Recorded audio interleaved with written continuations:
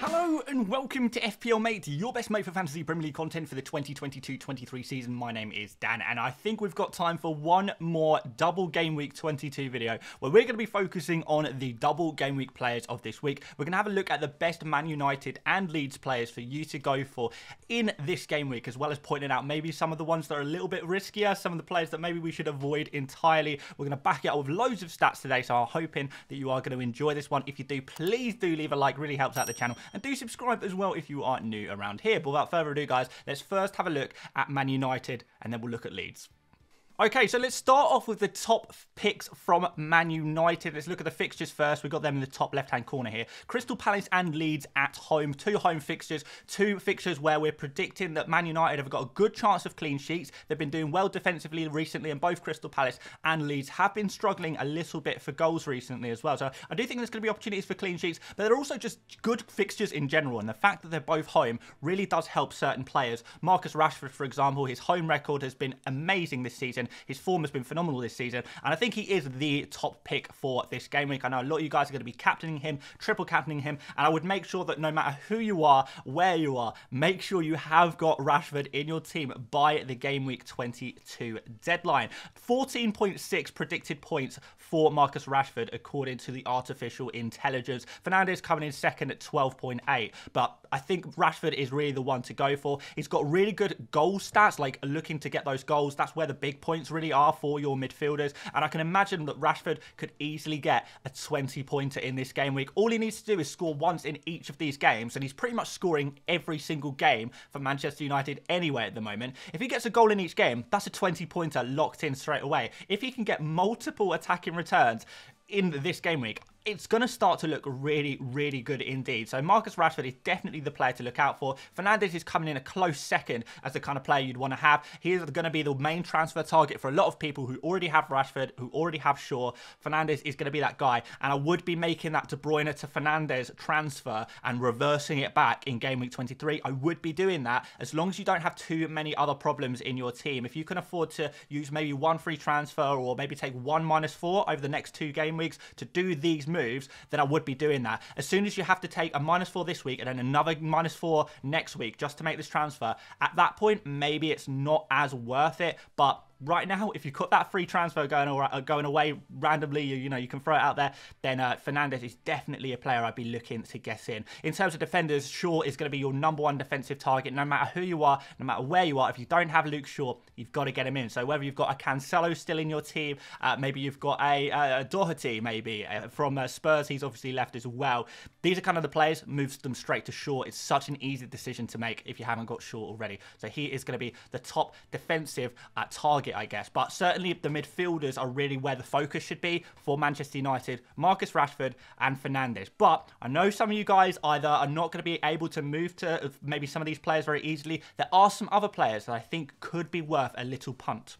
Alright, so here are your risky ones, and what I would say is when making a transfer to each of these players, I think it is risky, but if you already have any of these players, they are definite keeps. I would not be moving these players out. You know, even if you find that you've only got, you know, Rashford and maybe you've got 2 of these players, or you've got Rashford and Shaw and 1 of these players already, I would not be switching any of these players for Shaw or Fernandes. I would make sure you have Rashford for certain, but these kind of players, if you already have them, I would keep them. So Martial, first of all, he is back, fit and available. We know that he is going to be starting every single game for Man United when he's fit. And right now he is fit. His numbers are pretty good. He's predicted 11.4 points for this game week. So that's actually third after Rashford and Bruno Fernandes. He's actually technically, according to artificial intelligence, he is predicted to score more points than Luke Shaw. So maybe that means that he should actually be our third priority Manchester United player. Look, artificial intelligence doesn't always get things right, and one problem with Martial is that his minutes are going to be limited even if he is fit.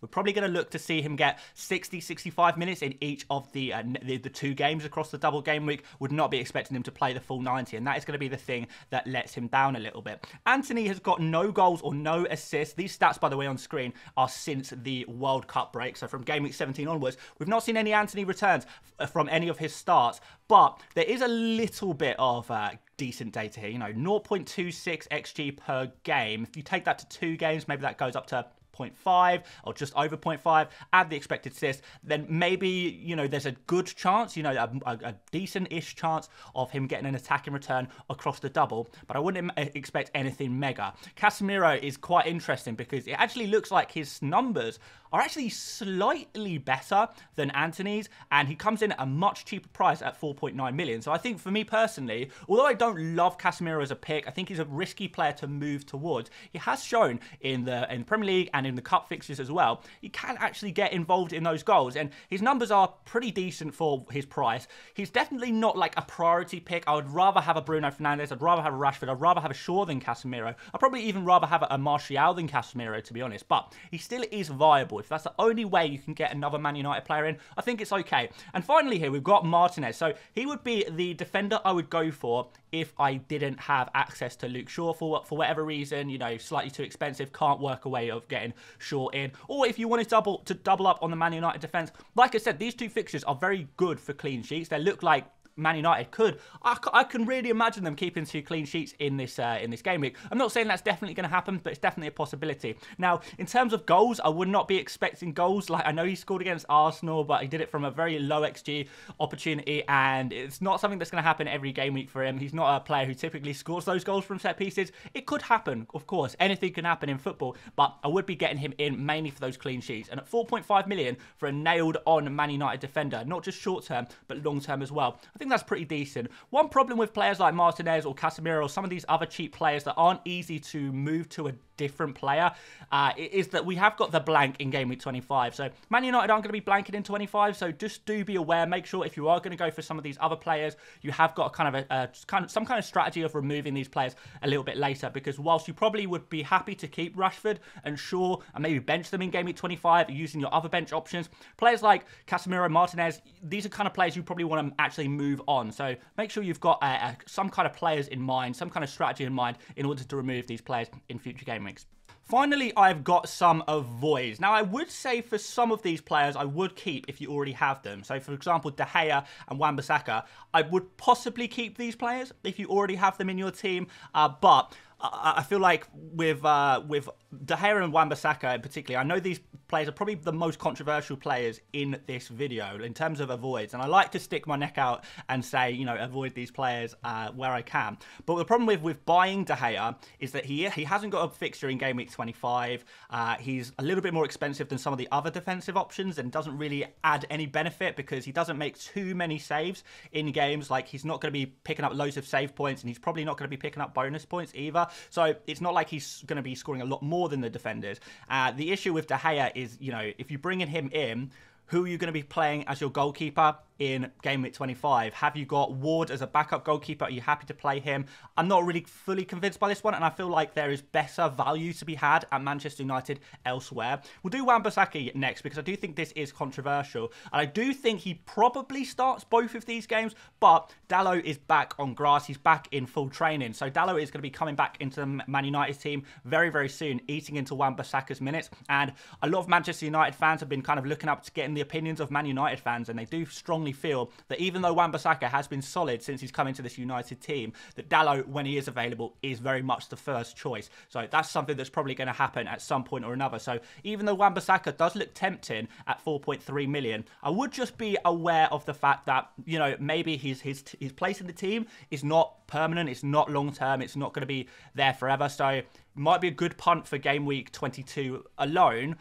But, you know, we could get to the second fixture, the Leeds fixture, and Dalot could be back in the team. By game week 23, 24, certainly, we are going to see Dalot very much eating into Wan-Bissaka's minutes. So I just would be aware of that if you are going to buy Wan-Bissaka. I think I'd just spend the extra 0.2 million and go for Martinez. At least with Martinez, you can afford to keep him solidly all the way until game week 25.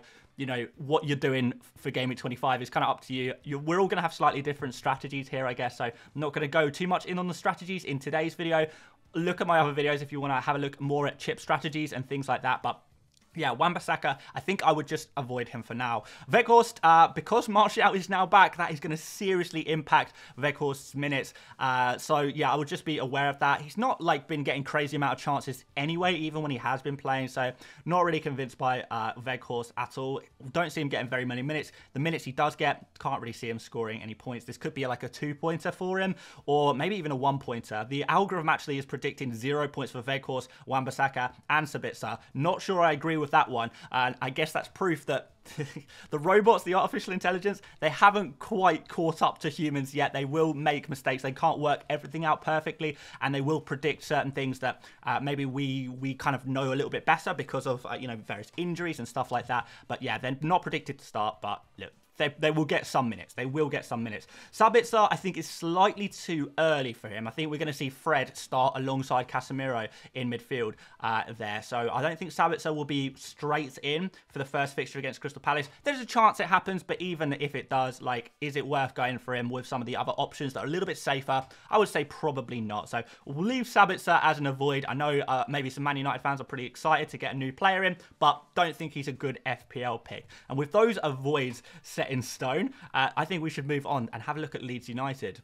So with Leeds United, I think we go straight in on the risky ones because I'm honestly not convinced by any Leeds pick. I feel like any Leeds player you bring in right now is a bit of a risk. I don't think there's any straightforward picks. I don't think there's any picks in the Leeds United team that it's like, yes, they're definitely going to do well. Yes, I can definitely see them doing pretty well. So yeah. Obviously, they have got a double game week. Nottingham Forest away, Manchester United away. We know that Man United away fixture is a horrible fixture right now with the form that United are showing. They're doing so well at the moment. And Forest away as well. I think it's actually not as easy as we would have perhaps thought about before. Like, Nottingham Forest have been doing pretty well since the break. They've signed some new players as well. Shock, that's what they do. Forest love signing new players. Keylor Navas in goal. You know, obviously he's got a long history of being a world-class keeper. Not sure if he's necessarily at the same level as he has been previously, but he's certainly going to be a real boost to Nottingham Forest. So yeah, these are two fixtures, two away fixtures that aren't amazing. Like, the Man United fixture is a bad fixture. We know that. The Nottingham Forest fixture, I think, is okay. Don't get me wrong. Nottingham Forest are not suddenly a top 6 side, but at the same time, I don't think it's one of the best fixtures you can have right now. So just wanted to put that one out there. Don't love the Leeds United fixtures, and I don't like the Leeds United fixtures kind of long term either, really. And I do feel like that if you are going to go for a Leeds United player, they could be a 1-week punt. They could be a player who finds themselves on your bench in other game weeks, and that's fine. You know, like I say, we're all going to have slightly different teams, different strategies, different setups. So I don't want to rule any of these players out entirely, but let's just say that I think, depending on who you are, depending on what your setup is, these are probably going to be quite risky for you. So first of all, Gnonto, he's probably the favourite right now. A lot of people kind of hyping up Gnonto, and for good reason. He's looked really, really good when he's been playing. His numbers are pretty decent. They're nothing phenomenal, but at the end of the day, he's a 5 million forward, and that's super cheap. And if that allows you, you know, downgrading one of your forwards to a Gnonto or upgrading your bench forward to a Gnonto, then, you know, that could work out pretty well for you. I don't see too many problems with going for that one. Like I say, as long as you've got a strategy in place. So, for example, you could move Gnonto next game week, in game week 23, to Nketiah with a double next game week. That could work out pretty nicely. So, look, there's ways of getting Gnonto in. I wouldn't expect super high points. 6.8 is what he's predicted, which is nowhere near the likes of some of the Manchester United players, but it's still decent. It's still decent. One other problem with Gnonto, and again, this is going to be a little bit controversial, but I guess that's what we do on this channel at this point. But Somerville, before his injury, was an absolute superstar. He was like Leeds' best player. He was scoring and assisting every single game for Leeds, and he is back fit and available. So he is going to be coming back into this Leeds United team very, very soon. Maybe not straight away. Probably going to need to be eased in a little bit, but he is very, very close, is our Somerville. And Somerville plays on the left wing. Gnonto plays on the left wing. You know, maybe there's going to be some reduction of minutes for Gnonto, either in this game week or moving forward. So, again, something to be aware of. Aside from that, there are other competitions for Gnonto's place, but at the same time, Gnonto could play behind the striker potentially, but there is a lot of midfielders and wingers at Leeds available right now. Sinistera is back, for example. We could see him on the left-hand side as well. Look, there's lots of different moving parts here. I do think Gnonto should start the first game, which is the better fixtures, to be fair. But I don't know if he's guaranteed to start the second game. And if he does, could we be looking at 45 minutes, 50 minutes, 60 minutes, maybe something like that. So, look, he's an okay pick, but he's nothing amazing like some of the Manchester United players. Just wanted to put that one out there. We've got Patrick Bamford here as well, who is definitely an interesting pick. I've not got any stats for him because he hasn't had any starts in the Premier League. He did score a goal in his sub appearance a couple of weeks ago, but yeah, he has been looking pretty good. Like, we know he's going to be starting. Rodrigo is injured, so Bamford is going to be the starting striker, or so we think. So that's a positive thing, I guess, really. He's done well in the cup games as well, Bamford. He's been involved in a lot of goals and in a lot of the stuff that Leeds have been doing. He's a little bit pricey at 7.5 million, but if you've got the cash and you plan on moving Bamford onto, like I say, again, Nketiah maybe next week, then that works. I think that could work out pretty well. It's a really risky pick. It's Bamford, but it could be a differential. 7.5 predicted points, which is actually the highest predicted points of any Leeds United player.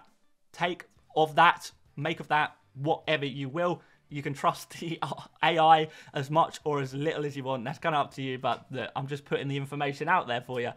We've got Meslier here as well. I quite like Meslier as a goalkeeper pick. And you know what?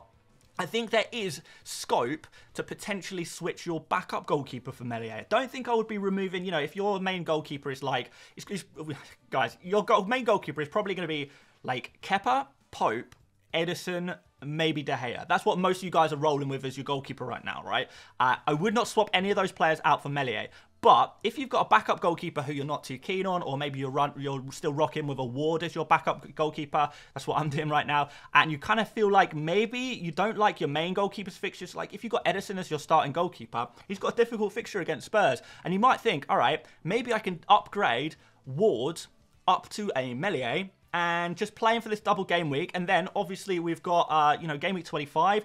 If your main starting goalkeeper could be Pope, could be Raya maybe, I'm not really sure. Whoever has a blank, basically, De Gea has a blank in 25 as well. If you've got one of these goalkeepers who blanks in 25, maybe you could have Meslier in there as a backup, potentially, and you can put in Meslier for game week 25. The fixture is against Southampton. Southampton don't typically score a lot of goals, so maybe that could actually work out pretty well. You have a goalkeeper with a double this week, and you also have that, goalkeeper cover for game week 25. Again, that's going to depend on your team, though. We've got Woba here as well. Woba, 4.5 million defender. I believe that he is the most nailed on defender at Leeds right now. I think he is the guy to go for. New signing, obviously. He has already started a couple of games for Leeds in all competitions. And he's looking pretty good. Obviously, when he was playing against Brentford in the last game week, Leeds actually played really well defensively. And I think a lot of that is to do with the new defensive signing. So, most nailed on, probably, in terms of defenders, I think, for Leeds. 4.5 million, pretty decent price. He has a double this week, obviously, and we also have that cover for game week 25 where he plays against Southampton. So, few things to like, I guess. One warning, though, when we're talking about Meslier and when we're talking about Woba, is the fact that Leeds are not an amazing defence. They have tightened up a little bit, but they're still not an amazing defence. So let's not assume or presume that they're going to get clean sheets just yet. Like, it could happen. It might not happen. Like I say, these are risky ones. So I don't want to make any guarantees here. 2.1 predicted points for Woba, but again, I think we can outsmart the AI here. The reason he's got such low predicted points is because he's been at the club for such a short period of time. He's only had one Premier League start, and the other game he played for Leeds was off the bench in the Premier League anyway. So yeah, the AI is probably going to need a couple of weeks to catch up with how many minutes they think Woba is going to play. But certainly, look, I think he's an okay shout if as long as you've got your other Man United players sorted, as long as you've got a plan to get Arsenal players in for next game week, Man City players, I think Woba is a possibility for some of you guys.